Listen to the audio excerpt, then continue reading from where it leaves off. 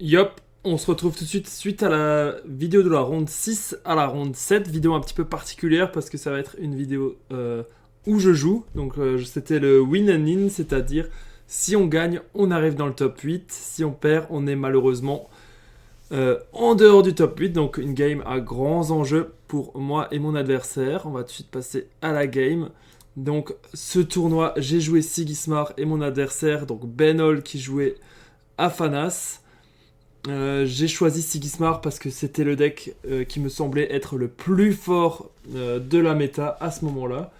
Euh, Petit cas pratique, cette fois-ci, je peux vous montrer les uniques que je joue. Pour mon adversaire, ça va être pareil. Je vais pas pouvoir les avoir, mais je vais devoir les rechercher. Euh, je me rappelle que mon adversaire était franchement super agréable, super sympa. Donc voilà, on peut voir que lui commençait. Donc match-up un petit peu particulier contre Afanas, c'est un des match-up clés de la metagame actuelle, je pense, Sigismar Afanas, parce que Afanas reste un des meilleurs decks, même si je pense que le meilleur deck c'est Sigismar. Voilà, donc mon adversaire qui va tout de suite poser une phalène de mana et vu qu'il joue un sort, lui mettre un boost grâce à Afanas. Donc il va contester mon jeton. C'est un choix que je trouve assez compliqué parce que si j'ai une Baba Yaga, il va juste pouvoir. Si j'ai une Baba Yaga, je vais juste passer et lui, il va pas pouvoir. Donc c'est pour ça qu'il aurait peut-être fallu qu'il joue de l'autre côté. Mais bon, on peut voir que moi j'ai joué une, euh, une procuratrice Ordis en rare, donc une 2-2-2. Si mon expédition n'avance pas, je pioche une carte. Donc j'ai contesté et en même temps j'ai pu piocher une carte. C'est un choix que je ferai plus peut-être actuellement parce que j'ai peut-être peur du fait que qu'il a un meilleur late game que moi, Afanas. Mais c'est le choix que j'ai fait ce jour-là. On peut voir aussi en main que j'ai un grand projet, une carte clé, je pense, du match-up. Donc je vais jouer un Jack Frost. Pareil, je pense que c'est un des meilleurs ajouts pour Ordis. Donc ça permet d'épuiser une carte de la réserve d'en face pour uniquement 2 mana avec un effet flèche. Super carte. Donc mon adversaire va juste piocher. Je vais reposer ma procuratrice Ordis.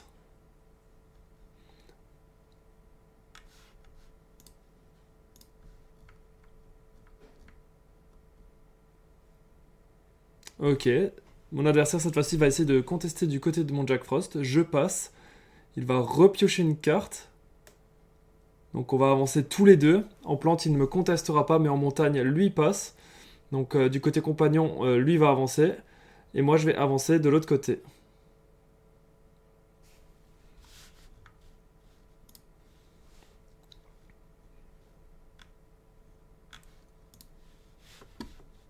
Donc Jack Frost, hein, je rappelle, c'est ça. Épuiser une carte ciblée pour un effet flèche. Donc de la réserve et de la main. Super carte.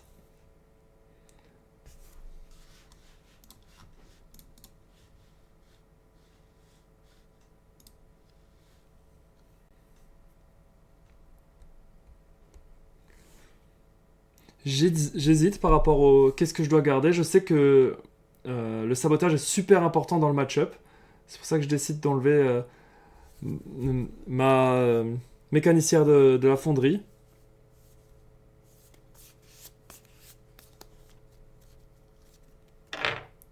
Mon grand projet également est une carte clé. C'est pour ça que je regarde surtout par rapport à ça. Est-ce que je dois enlever mon unique ou pas?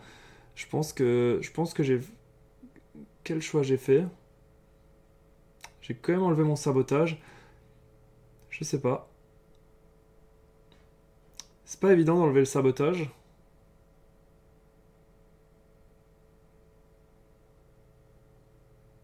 Bien évidemment, je ne respecte pas les cases du tapis. Je ne peux pas mettre le deck juste où il y a l'emplacement deck. Je dois le mettre en biais. Je suis joueur de Magic avant tout. Donc j'enlève la mécanicienne de la fonderie. Je pense que j'ai mis beaucoup d'importance sur le fait de saboter les cartes clés contre Afanas. Donc actuellement, il n'y en a pas, mais par exemple, son mage danseur qu'il faut absolument gérer. Donc mon adversaire va pas se faire avoir une deuxième fois par Jack Frost et joue son Fallen de mana. Cette fois-ci, pas du côté jeton, il va le jouer de l'autre côté.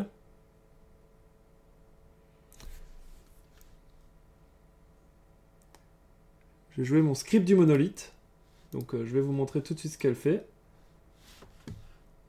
Donc ma script du monolithe qui, à chaque fois que je joue un personnage dont jeton, si je contrôle un jeton, je ravitaille.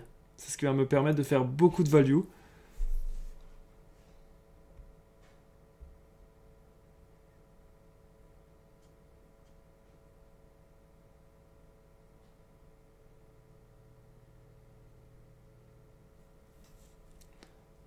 Un adversaire qui réfléchit, on peut voir qu'au niveau de l'eau, je suis pareil que lui.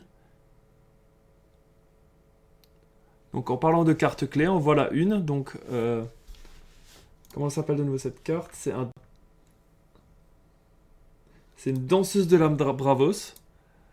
Donc qui quand on la joue gagne un boost. Elle est aguerrie. Donc il peut la booster de la réserve, va conserver tous ses boosts. C'est très fort. Surtout avec des mains tendues, quand on va commencer à pouvoir faire des mains tendues. Donc on peut voir que j'ai rejoué mon Jack Frost, que j'ai ravitaillé. Une carte à 1.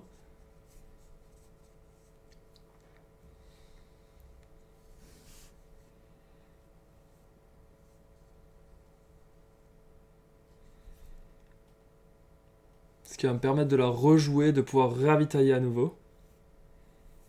On va voir ce que je décide de faire. Donc il va zoo.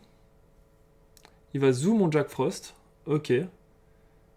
Où est-ce qu'il va mettre son boost? Sur son mage danseur. Ok. On peut voir que moi je n'ai pas d'eau dans le biome de mon côté héros. Donc soit je joue ma mécanicienne et du coup j'avance pas, soit je joue ma troupière et du coup j'avancerai. Qu'est-ce que je décide de faire? Ou bien je peux tout simplement jouer ma mécanicienne de l'autre côté et avancer à mon tour. Parce que pour le moment, lui avance du côté compagnon et pas moi. Je pense que le bon play c'est de jouer ma mécanicienne du côté compagnon. Est-ce que j'ai bien joué à ce moment-là ou pas?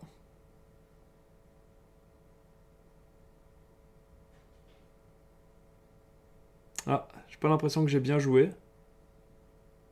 Ok, je réfléchis. Comme dit là, le play, après, c'est plus facile quand on regarde la game. Mais le play, là, c'est clairement de pas faire ça. Ok, je décide de le faire quand même. Mais j'aurais dû faire une mécanicienne en haut pour avancer et empêcher mon adversaire, lui, d'avancer. Ah non, je dis une bêtise, je l'aurais même pas empêché d'avancer, il aurait quand même avancé. C'est pour ça que je décide ça. Ok, non, ça va. Je me pardonne. Je surcharge ma réserve. Donc je vais enlever la charge, qui est plutôt une carte de fin de partie. Qu'est-ce que j'enlève également? Je pense que mon unique, je vais la garder, que je vais tout simplement garder ma troupière.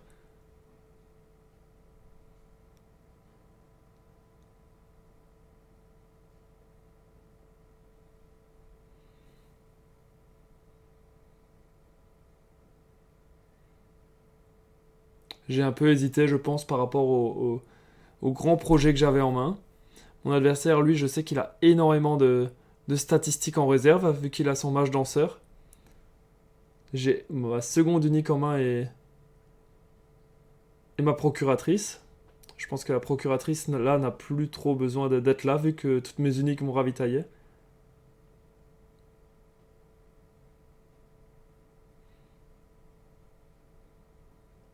Petit check de qu'est-ce que je viens de mettre en réserve.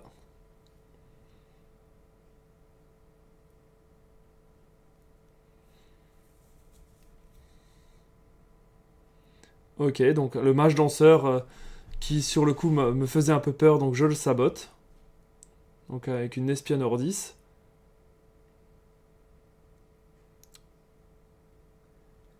Je sais également que Afanas n'a pas tant de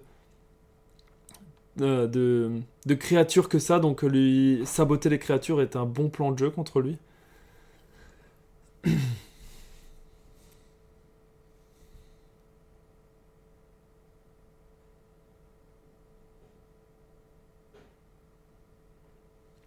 Ok. Mon adversaire qui va jouer donc sa créature de ce côté-là pour contester mon jeton. Je vais rejouer mon unique pour pouvoir à nouveau, je pense, ravitailler. Donc mon unique, je le rappelle, qui à chaque fois que je joue un personnage non jeton, je ravitaille.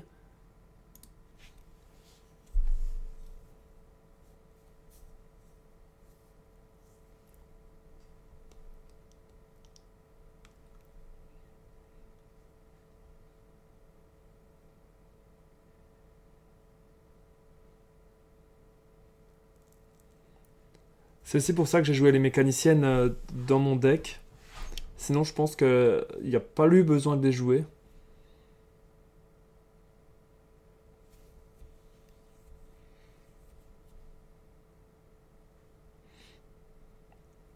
Ok, donc mon adversaire pour 4 va jouer Ua Mulan. Je me rappelle que celle-là, elle perdait Fugace à la fin du tour.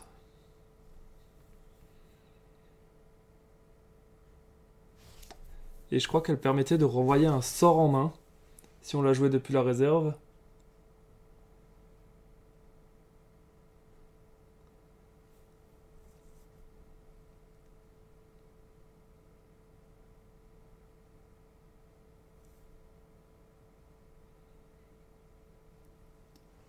J'ai joué ma troupière en 10, je ravitaille.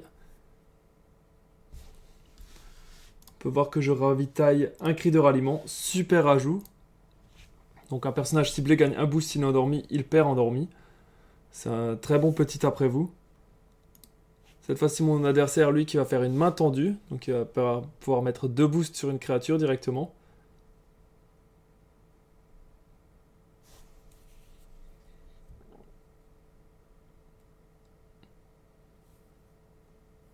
On est encore ex aequo. Enfin, j'ai encore une expédition d'avance sur lui, pardon. De mon côté compagnon.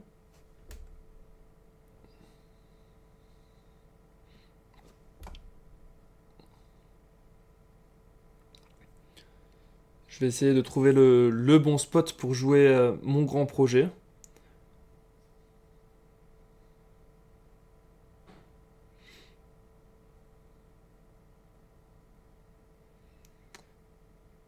J'hésite peut-être à la retirer, la carte.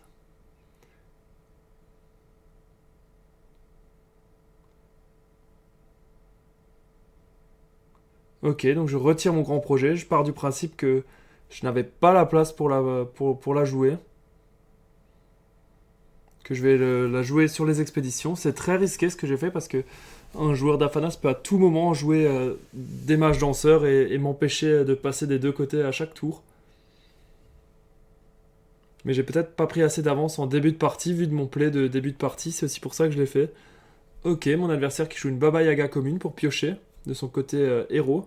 Donc Baba Yaga commune qui est que 2-1-2, mais ça peut se comprendre dans Afanas, en sachant comme les places sont chères au niveau des rares.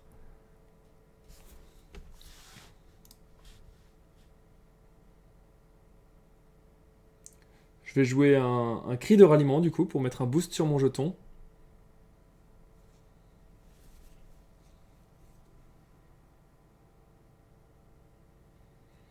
Super carte pour voir ce que mon adversaire va faire.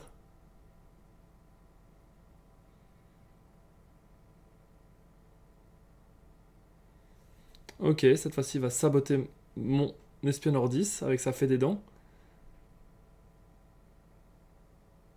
Il peut toujours faire une main tendue, je le sais. J'ai mon deuxième unique en main.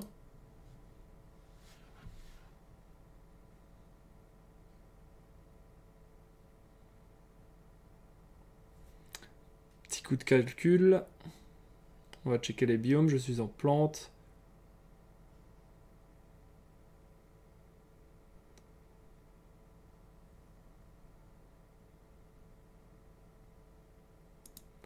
Et je vais jouer mon unique, donc la deuxième, le scribe runique du monolithe. Donc si je contrôle un jeton, je crée un jeton dans mon expédition compagnon. Et lorsqu'un autre personnage au jeton rejoint mon expédition, sauf si j'ai 8 mana, donc c'est le cas, j'ai 7 mana, je ravitaille. Donc super carte à jouer depuis la main. Ça me permet à nouveau de jouer des petits personnages et de ravitailler à chaque fois. Ça met également une bonne présence sur le board, parce que pour 2, finalement, ça va être une 2-4-2. Mon adversaire qui fait une main tendue.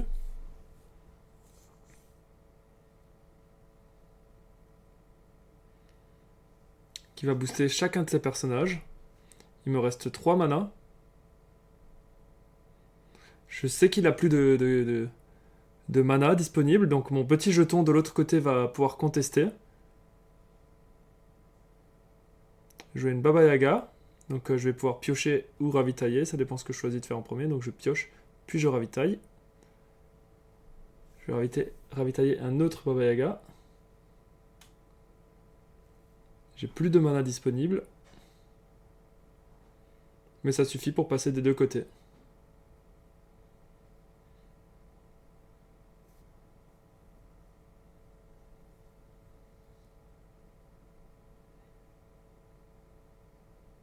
Voilà.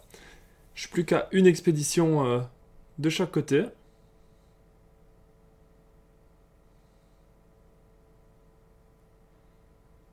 Petite phase de réflexion pour savoir si je garde mon unique ou pas, vu qu'elle a surtout un bon effet de la main et pas de la réserve.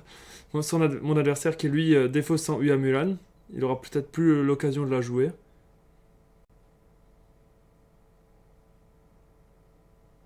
Ah non, je crois que ça Ua Mulan justement détruit les permanents, c'est pour ça que j'ai enlevé Grand Projet. Ça Ua Mulan détruit les permanents, c'est vrai. Maintenant je m'en rappelle. S'il ajoute de la réserve, il peut détruire un permanent ciblé. C'est pour ça que j'avais pas gardé mon Grand Projet. Je savais que la carte c'est une carte clé dans le match-up, mais vu que j'avais l'information sur son unique, je ne l'ai pas gardé.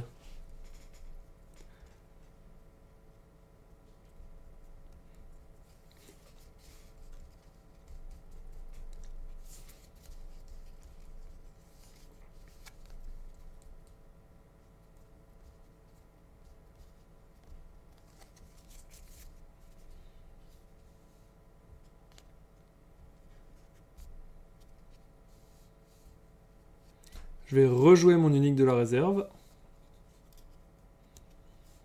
Donc cette fois-ci, elle coûte 1 de plus et ne crée pas de jetons. J'ai exprès pas mis en mana pour qu'elle ravitaille encore. C'est pour ça que j'ai gardé toutes mes cartes en main. Je suis sur biome montagne, donc avec ces 3 de montagne, c'est un bon spike. Mon adversaire qui va jouer de l'autre côté pour contester mon jeton.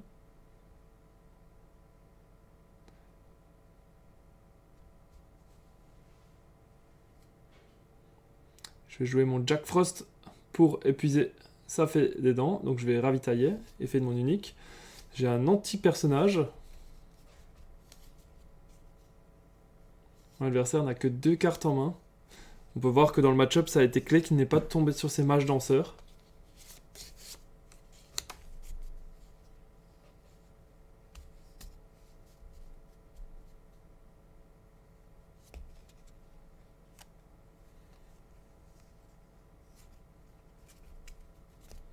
Je pense que ça va être le dernier tour là.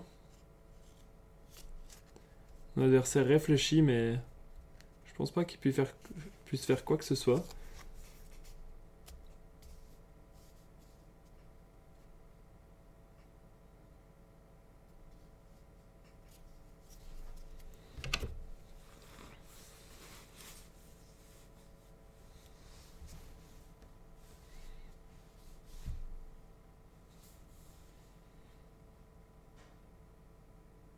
C'était malheureusement pour mon adversaire le win and in de ce tournoi, donc je pense qu'il est en train de réaliser que malheureusement il pourra pas arriver en top 8. Donc voilà, il va zoom mon unique. Booster sa Baba Yaga.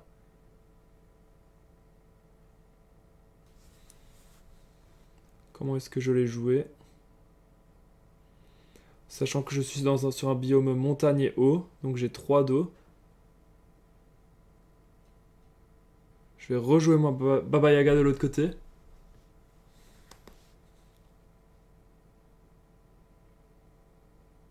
Ok. Je change mes plans. Est-ce que je vais plutôt jouer mon roi grenouille du même côté, de mon côté héros? Non, je pense que le meilleur plan, c'est quand même de faire Baba Yaga, voilà, de l'autre côté, voilà. Pour 4, il va refaire un zoo. Ok, donc la game n'est pas du tout terminée. Il va avancer, pas moi.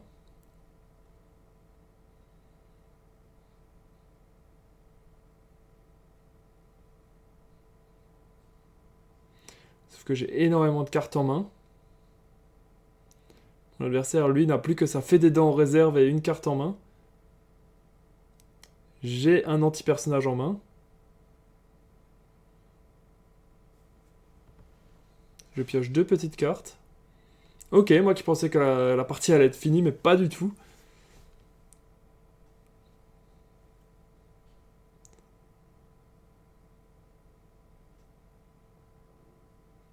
Je m'en rappelle plus trop, pour être honnête.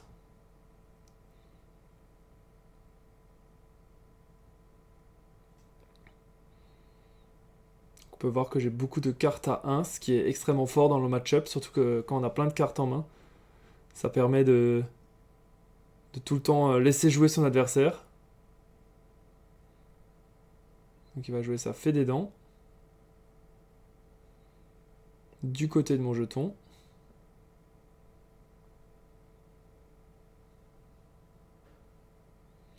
Je vais rajouter, moi, une mécanicienne de la fonderie.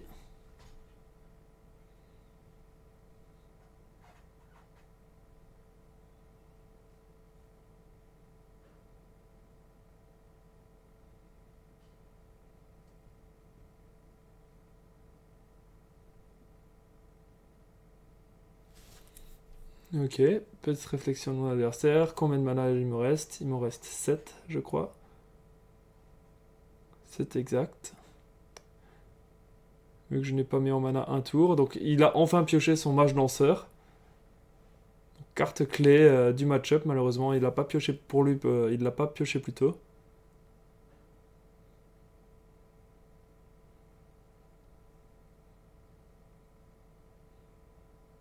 Donc là, je me dis que s'il n'a pas joué de sabotage, c'est qu'il en a peut-être pas en main par rapport à mon anti-personnage. Alors je rejoue une troupière hors 10. Il va jouer son sommeil réparateur pour endormir un de mes personnages. Voilà, il va endormir lui. Il va booster son mage danseur.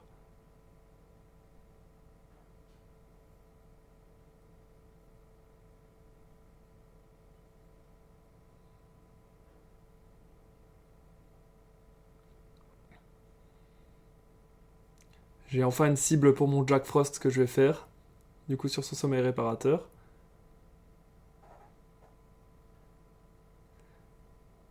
Je crois qu'il va passer.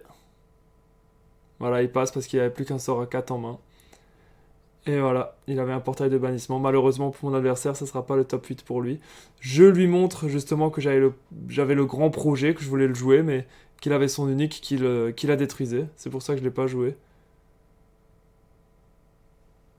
Bien joué à lui, malheureusement, il n'a pas pioché plus tôt. Je pense que c'est ce que je lui dis là actuellement, qu'il n'a pas eu beaucoup de chance au niveau de sa pioche. Oh, il joue ça? Très étonnant. C'est une carte assez difficile, surtout que c'est très difficile à placer. Donc la carte qui permet de jouer un dragon. Ok. Donc c'était une victoire pour moi, pour Sigismar. Je pense que le match-up se joue très clairement. J'espère que la vidéo vous a plu. C'était vraiment un match-up très méta pour le coup.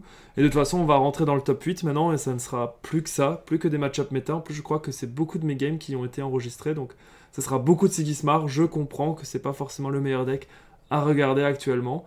Le moins fun, mais c'est le deck méta du moment, on va dire le meilleur deck du moment. Et c'est pour ça qu'il est très représenté et que ça a aussi été mon choix de deck pour ce tournoi. Bon, on se retrouve pour la prochaine vidéo. Salut tout le monde et à tout à l'heure pour le top 8.